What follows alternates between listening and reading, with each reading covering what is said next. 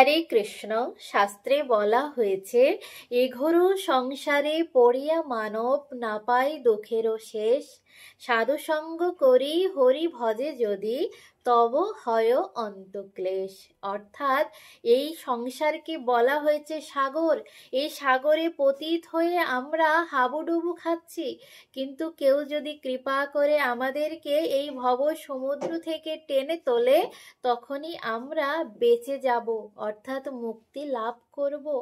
তাই এই মুক্তি লাভ করতে হলে এই ভব সংসারে থেকে আমাদেরকে সাধু সঙ্গ করতে হবে এবং সাধু সঙ্গে কৃষ্ণ নাম শ্রবণ করতে হবে আর এই মুখ দিয়ে বলতে হবে। তাহলেই আমরা এই ভব সাগরের হাবুডুবু খাওয়া থেকে মুক্তি লাভ করে ভগবানের ধামে অর্থাৎ ভগবানের কাছে ফিরে যেতে পারবো। হরে কৃষ্ণ।